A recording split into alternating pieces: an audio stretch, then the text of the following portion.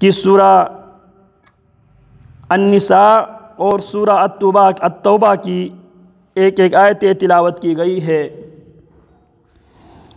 سورہ النساء میں اللہ تعالی مسلمانوں سے، ایمان لانے والوں سے، ایمان اور امن کی نعمت سے مالا مال انسانوں سے، ایمان اور طاقت کی دولت سے مالا مال مسلمانوں سے اللہ رب العالمین یہ حکم دے رہے ہیں وَمَا لَكُمْ لَا تُقَاتِلُونَ فِي سَبِيلِ اللَّهِ، ایمان کی طاقت رکھنے والوں، دفاعی ہتھیار رکھنے والوں، دفاعی افواج رکھنے والوں، وَمَا لَكُمْ لَا تُقَاتِلُونَ، تمہیں کیا ہو گیا ہے، لا تقاتلون فی سبیل اللہ، تم اللہ کے راستے میں جہاد کیوں نہیں کرتے، قتال کیوں نہیں کرتے، والمستضعفین من الرجال والنساء، اور جو کمزور مردوں میں سے، عورتوں میں سے، بچوں میں سے،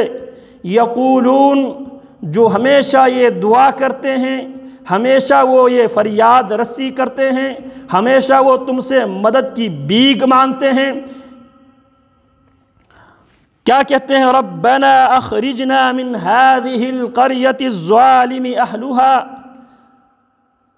اللہ ہمیں اس بستی سے نکال دے جس بستی کے رہنے والے، جس بستی کے حکمران، جس بستی کے اوپر قابض افواج جو ظالم ہیں، وَاجْعَلْ لَنَا مِن لَّدُنْكَ وَلِيًّا وَاجْعَلْ لَنَا مِن لَّدُنْكَ نَصِيرًا، اللہ ہمارے لیے اپنی طرف سے دوست، اپنی طرف سے مددگار کا اللہ تو بندوبست کر لے۔ اور سورہ التوبہ کے اندر اللہ فرماتے ہیں أَلَا تُقَاتِلُونَ قَوْمًا نَكَثُوا أَيْمَانَهُمْ وَهَمُّوا بِإِخْرَاجِ الرَّسُولِ وَهُمْ بَدَؤُوكُمْ أَوَّلَ مَرَّةٍ أَتَخْشَوْنَهُمْ فَاللَّهُ أَحَقُّ أَن تَخْشَوْهُ إِن كُنتُم مُّؤْمِنِينَ۔ أَلَا تُقَاتِلُونَ قَوْمًا، مسلمانوں کیا تم ان اقوام سے، اس قوم سے کیا تم لڑنے کے لیے تیار نہیں ہو، نَكَثُوا أَيْمَانَهُمْ، جنہوں نے اپنے عہد و پیمان کو توڑ دیے ہیں، وَهَمُّوا بِإِخْرَاجِ الرَّسُولِ، وہ اس بات کے ارادے عزم، پروگرام، منصوبہ بندی کر چکے تھے رسول کو اور رسول پر ایمان لانے والوں کو، رسول کی بستی سے ایمان والوں کو ان کی آبائی وطن سے نکالنے کی، جلا وطن کرنے کی وہ منصوبہ بندی کر چکے تھے۔ وَهُمْ بَدَؤُوكُمْ أَوَّلَ مَرَّةٍ، اور آغاز انہوں نے کیا ہے تمہیں نکال کر، تمہیں تمہاری زمینوں سے، تمہاری بستیوں سے تمہیں نکال کر ابتداء آغاز انہوں نے کیا ہے۔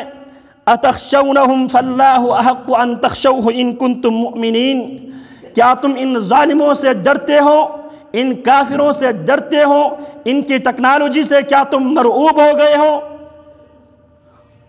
فَاللَّهُ أَحَقُّ أَن تَخْشَوْهُ إِن كُنتُم مُّؤْمِنِينَ، جو تمہارا رب ہے، جو تمہارا خالق ہے، مالک ہے، رازق ہے، مشکل کشا، حاجت روا جو ہے، جسے تم رب مانتے ہو، فَاللَّهُ أَحَقُّ أَن تَخْشَوْهُ، اللہ زیادہ حقدار ہے کہ تم اللہ سے ڈر جائے، ان کنتم مؤمنین، اگر تم ایمان کے دعوے میں سچے ہو، کھڑے ہو، تو تمہیں کفار سے ڈرنے کے بجائے اللہ سے ڈرنے کی زیادہ ضرورت ہے۔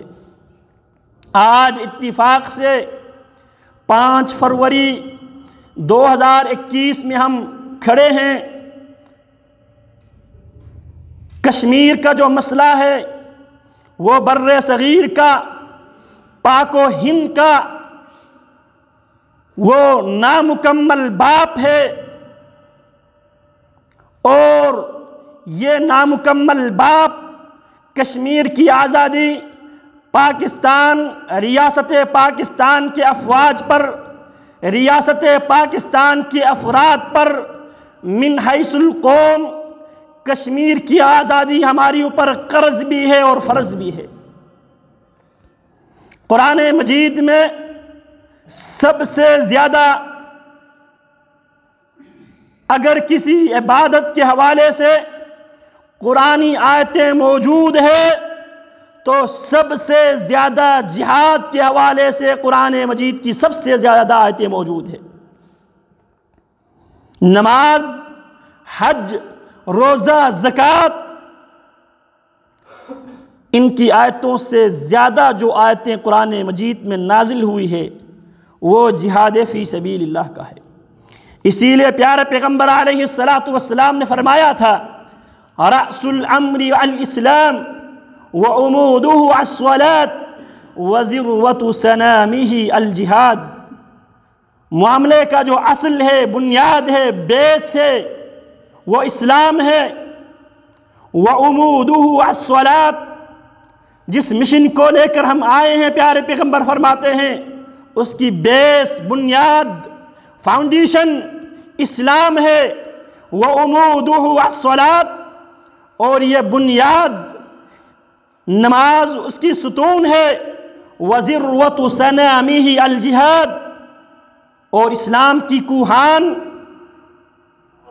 چوٹی جہاد ہے۔ لہذا یہ ریاست پاکستان کے باسیوں کے اوپر یہ قرض بھی ہے اور یہ فرض بھی ہے۔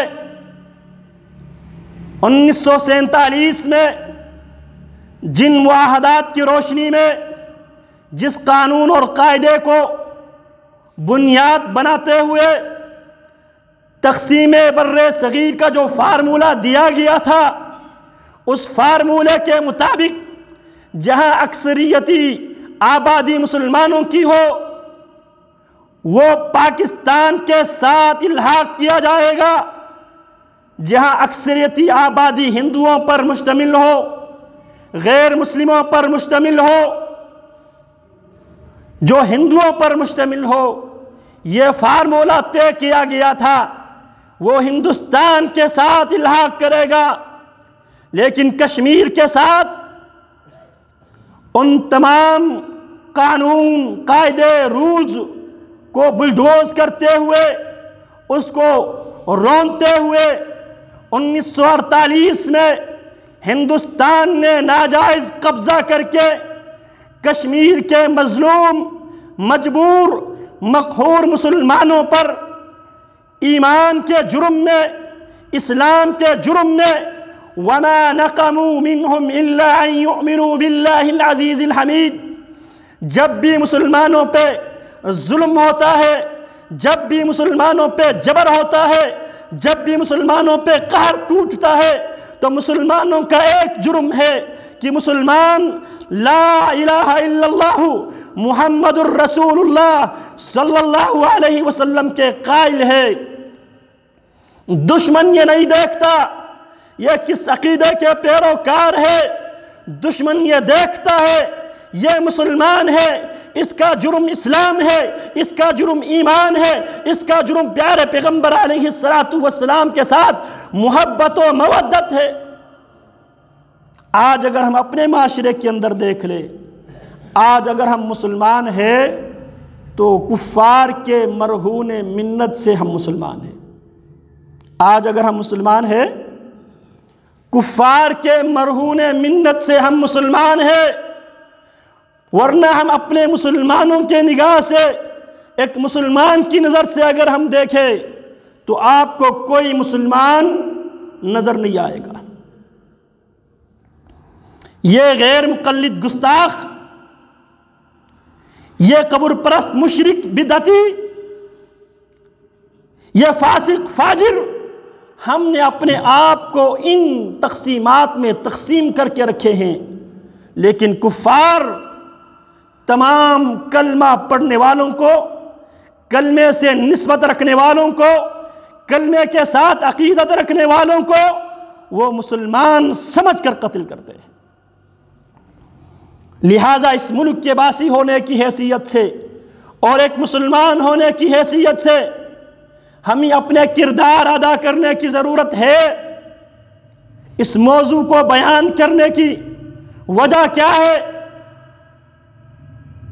آپ یہ نہ دیکھیں کہ میں اس ریاست کے اندر میری یہ چھوٹی سی آواز کدھر تک جائے گی؟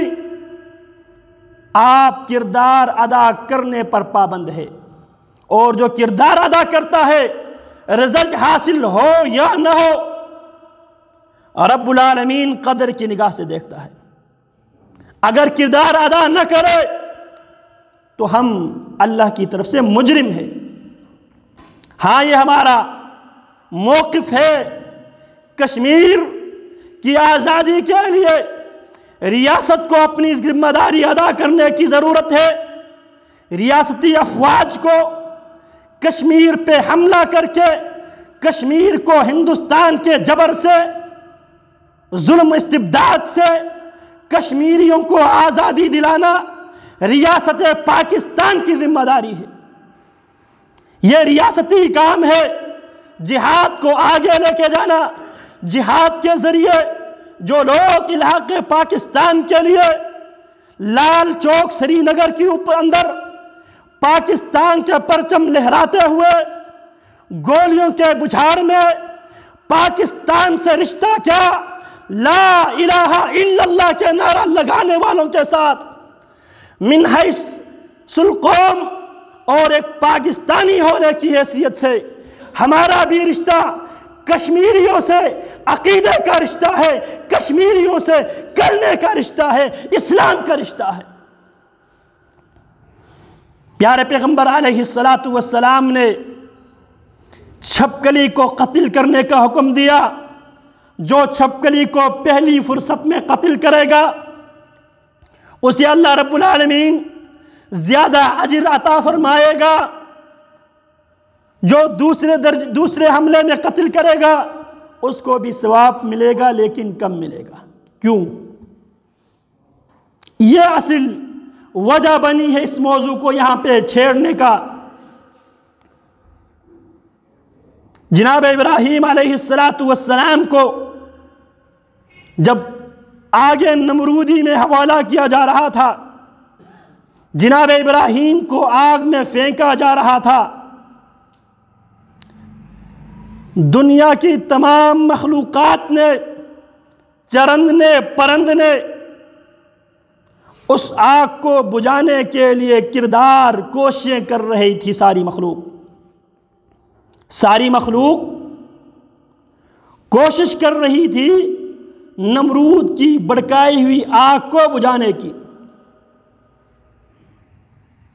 اور ایک چھپکلی تھی جو اس آگ نمرودی کے اندر وہ پھونک مار رہی تھی۔ اگر دیکھا جائے ایک چھوٹی سی مخلوق ہے، اس کی پھونک کے اندر کیا ہے، اس کی کیا قیمت اور کیا حیثیت ہے، لیکن اس نے جو منفی کردار ادا کیا تھا، اس منفی کردار کو مد نظر رکھتے ہوئے محمد الرسول اللہ صلی اللہ علیہ وسلم نے اپنی امتیوں کو حکم دیا، یہ منحوس مخلوق ہے، یہ چھپکلی، اس کو قتل کر دو، تمہیں ثواب ملے گا۔ امی عائشہ رضی اللہ تعالی عنہا باقاعدہ ایک اسپیشل نیزہ اپنے گھر میں رکھا کرتی تھی، صرف اور صرف چھپکلی کو مارنے کے لیے۔ کیوں؟ کیونکہ چھپکلی نے ایک گناہونی کردار ادا کیا تھا۔ جو کردار ہم ادا کر سکتے ہیں اس کردار کو ادا کرنے کی ہم پابند ہیں۔ ہم وقت کے حکمرانوں سے، پاکستان کے مقتدر حلقوں سے، ان مظلوم، مجبور، مقہور مسلمانوں کی مدد کے لیے حکمت عملی ترتیب دینے کی ہم مطالبہ کرتے ہیں۔ اس پاکستان کی باسی، اس پاکستان کی شہری ہونے کی حیثیت سے، اور ہم اس بات کی مکمل طور پہ یقین دلاتے ہیں افواج پاکستان کو کہ پاکستان کی افواج اگر کشمیر کی آزادی کے لیے جس قسم کی بھی قربانی مانگے قوم دینے کے لیے تیار ہے۔ قوم آپ کی پشت پہ کھڑی ہوگی، بشرطے کہ آپ کو میدان میں اترنا پڑے گا، کشمیر کو طاقت کے بیس پہ، طاقت کے زور پہ لینا پڑے گا۔ کشمیر کی آزادی قرارداد و مذمت سے کشمیر کی آزادی ملنے والی نہیں ہے۔ حق ہمیشہ لیا جاتا ہے، حق کوئی بھی پلیٹ میں رکھ کے آپ کو نہیں دے گا۔ کشمیر کی آزادی بقائے پاکستان کی ضمانت ہے، کشمیر کی آزادی پاکستان و ہندوستان کی تقسیم کا نامکمل باپ ہے۔ لہذا اور کچھ نہ کر سکو ان کے لیے دعا ضرور کیا کرو، یہ کام تو ہم کر سکتے ہیں نا۔ اللہ اکبر کبیرہ۔ مسلمانوں کی تاریخ اٹھاؤ، مسلمانوں کی تاریخ غیرت، حمیت، بہادری اور شہداء کے خون سے لکھی ہوئی ہے۔ پیارے پیغمبر علیہ السلام کے زمانے میں یہودیوں نے ایک مسلمان عورت کی چادر پہ ہاتھ لگانے کی مذموم کوشش کی۔ محمد الرسول اللہ صلی اللہ علیہ وسلم نے یہودیوں سے قتال کا، جہاد کا پیارے پیغمبر نے اعلان کر دیا، اور وہاں سے ہوتے ہوئے پیارے پیغمبر علیہ السلام کے بعد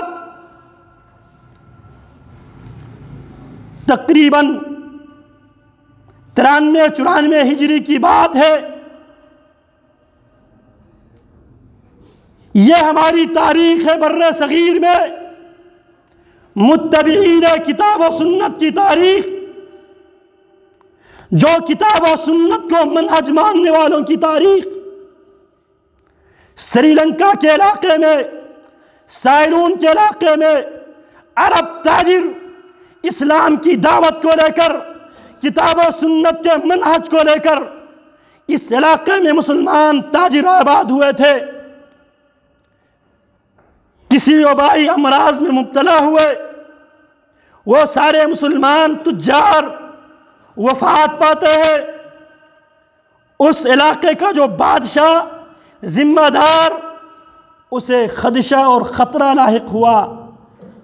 ان کے بیوی بچے یہاں پر موجود ہیں، اگر یہ بھی اس وبائی مرض میں اگر مرنے کی صورت میں مسلمان حکمران ہمیں زندہ نہیں چھوڑیں گے، لہٰذا ان کے باقی جات، ان کی بیویوں اور بچوں اور ان کے مال کو محفوظ طریقے سے عربستان میں، جزیرۃ العرب میں ان کو پہنچایا جائے۔ اس بادشاہ نے مسلمان خواتین، بچوں اور ان تجار کے مال کو کشتیوں میں لاد کر مسلمان علاقوں کی طرف روانہ کیا۔ جب یہ قافلہ سری لنکا سے یہ قافلہ آگے بڑھتا ہے، بڑھتے بڑھتے سندھ پہ پہنچتے ہیں۔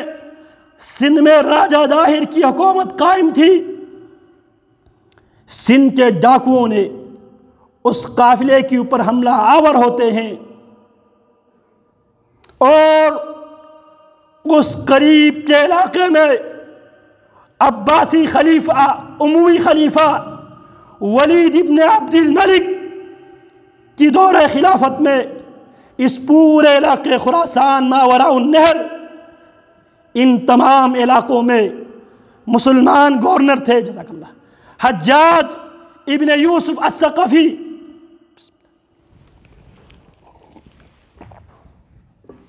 ان تمام علاقوں میں ولید ابن عبد الملک کا گورنر تھا حجاج ابن یوسف الثقفی۔ یہ سفاک تھا، قاتل تھا، درندہ تھا، لیکن بے غیرت نہیں تھا، باغیرت مسلمان تھا، سفاک تھا، قاتل تھا، لیکن بے غیرت نہیں تھا۔ جب ان قافلے پہ حملہ ہوتا ہے، وہاں سے ایک مسلمان خاتون، اس کو اس بات کی خبر تھی اس علاقے میں قریبی جو مسلمانوں کا جو حاکم ہے، گورنر ہے، وہ حجاج بن یوسف ہے۔ وہ آواز لگاتی ہے، واہ حجاج، حجاج کدھر ہو تم؟ آج ہماری عزت کا، آج ہماری غیرت کا مسئلہ ہے، تو مسلمانوں کا خلیفہ کی طرف سے گورنر ہے۔ حجاج ابن یوسف تک وہ آواز کسی طریقے سے پہنچ گئی، حجاج تک یہ آواز پہنچتی ہے۔ حجاج آپریشن روم میں موجود ہے۔ حجاج نے آپریشن روم میں لگا ہوا عالمی جو نقشہ ہے، اس نقشے پہ دیبل کو ڈھونڈتا ہے اور کمر سے خنجر نکالتا ہے اور کیا کہتا ہے، لبیک یا اختہ، بہن تیری مدد کے لیے، تیری آزادی کے لیے تیار ہیں ہم۔ پھر محمد بن قاسم کی سرپرستی میں مسلمان افواج نے صحراؤں کو، دریاؤں کو، پہاڑوں کے سینہ چیرتے ہوئے سندھ کے اندر داخل ہوئے، راجہ داہر کو سبق سکھاتے ہوئے، مکران ملتان سے ہوتے ہوئے چنوٹ تک کتاب و سنت کی دعوت کو لے کر پہنچے تھے۔ اس وقت مروجہ فقہی مذاہب کے ائمہ ابھی تک پیدا نہیں ہوئے تھے۔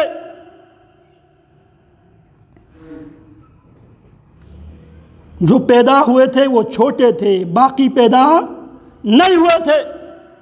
یہ بر صغیر میں مسلمانوں کی اسلام کی دعوت کا دوسرا فیز ہے۔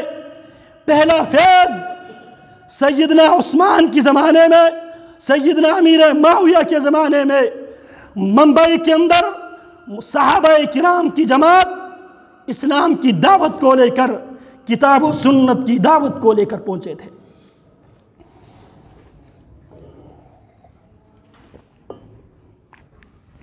تو عرض میں یہ کر رہا تھا، ہماری تاریخ ہمیشہ جبر، ظلم، استبداد کے خلاف جد و جہد سے عبارت ہے۔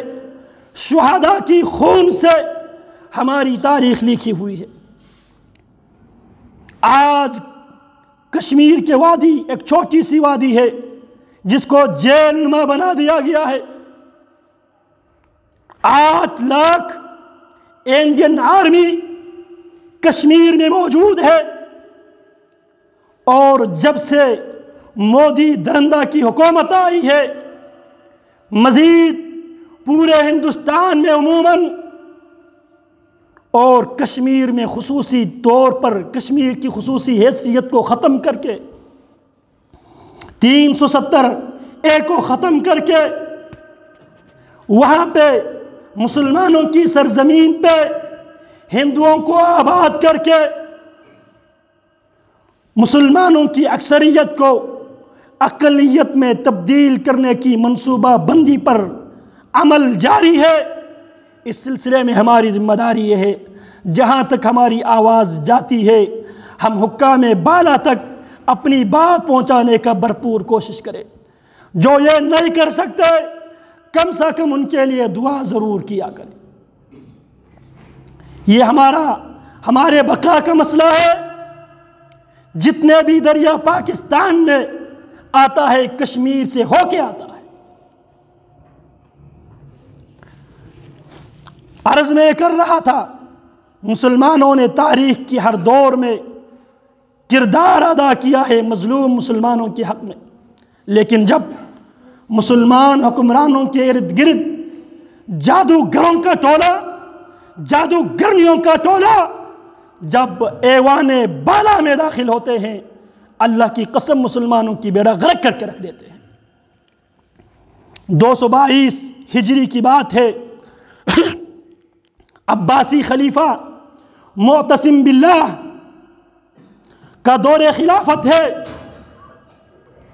معتصم باللہ کی دور خلافت میں معتصم باللہ بھی وہ سفاک درندہ صفت عباسی خلیفہ ہے جس نے امام اہل سنت والجماعہ احمد ابن محمد ابن حنبل الشیبانی رحمہ اللہ رحمتاً واسعہ کو خلق القرآن کے مسئلے میں کوڑے برسائے تھے معتصم باللہ نے.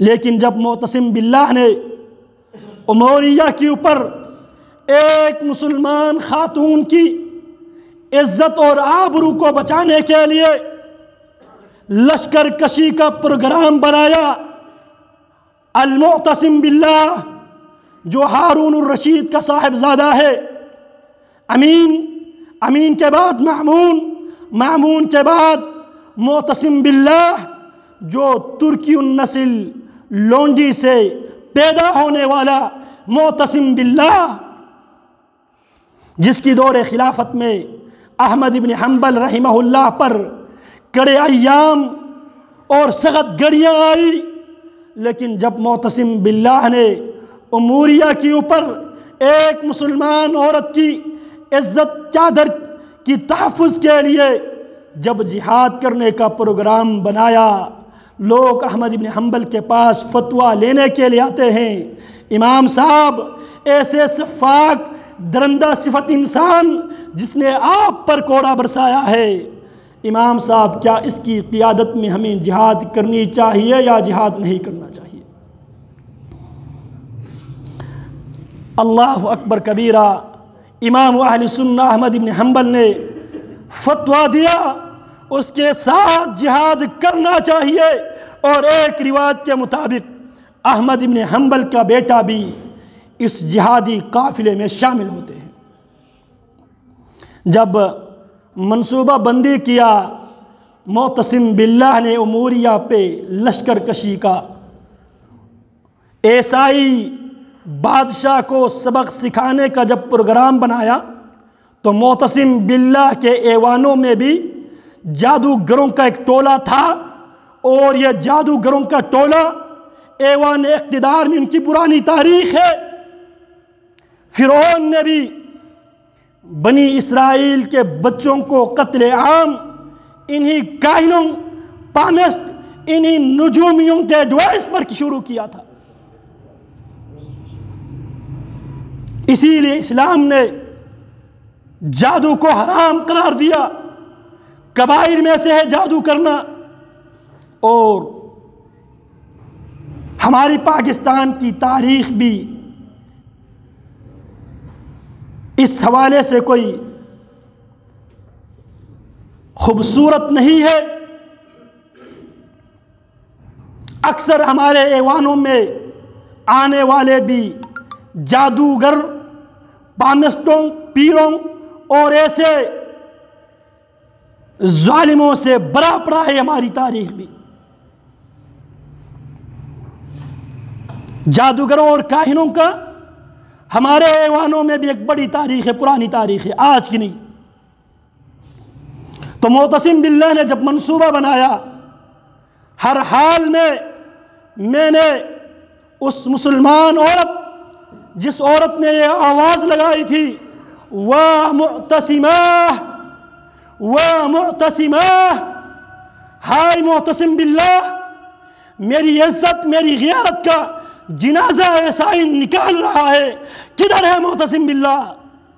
معتصم باللہ کی غیرت جوش میں آتی ہے، معتصم باللہ منصوبہ بندی کرتا ہے. اب میں نے اس عورت کی، اس بہن کی آواز پہ لبیک کہتے ہوئے اس بہن کو ہر حال میں آزادی دلانا ہے. تو ایوان اقتدار میں بیٹھے ہوئے جادوگر، پامسٹ، کاہن یا ایمان کے سوداگر، عقیدہ کے دشمن کہنے لگے معتصم باللہ اگر تم ان حالات میں جنگ کرو گے تو ہمارے علم یہ کہتا ہے کہ تو کامیاب نہیں ہوگا. ہمیشہ ایوان اقتدار میں رہنے والے جادوگر اور جادوگرنیوں کے اشاروں پہ ناچتے ہیں. معتصم باللہ کے ساتھ بھی سیم یہی معاملہ ہوا. اگر تو انگور پکنے کی سیزن سے پہلے حملہ آور ہوں گے تمہیں کامیابی نہیں ملے گی۔ کیا کہا معتصم باللہ نے؟ کہنے لگا السیف اصدق انباء من الکتب فی حده الحد بین الجد واللعب تدبیر معتصم للہ منتقم باللہ منتصر۔ فرمانے لگا، کہنے لگا السیف اصدق انباء من الکتب، وہ جادوگرو، کاہنو، تم اپنے مشورے اپنے پاس رکھ لو، میرے پاس میری تلوار ہے۔ السیف اصدق انباء من الکتب، تمہاری کتابوں میں جو باتیں درج ہے ان سے زیادہ میری تلوار بہت سچی بات، کھرے اور کھوٹے کی درمیان تمیز کرنے کی میری تلوار طاقت رکھتی ہے۔ فی حده الحد بین الجد واللعب، اس کی تیز دھار کے اندر مذاق اور سنجیدگی کے درمیان تمیز کرنے کی طاقت موجود ہے، کیونکہ محمد الرسول اللہ صلی اللہ علیہ وسلم کو رب العالمین نے تلوار دے کے بھیجا تھا۔ بعثت بالسیف بین یدی الساعہ، مجھے میرے رب نے تلوار دے کے بھیجا ہے، میرے آگے قیامت ہے، میرے ہاتھ میں میری تلوار ہے۔ یہی وجہ ہے محمد الرسول اللہ صلی اللہ علیہ وسلم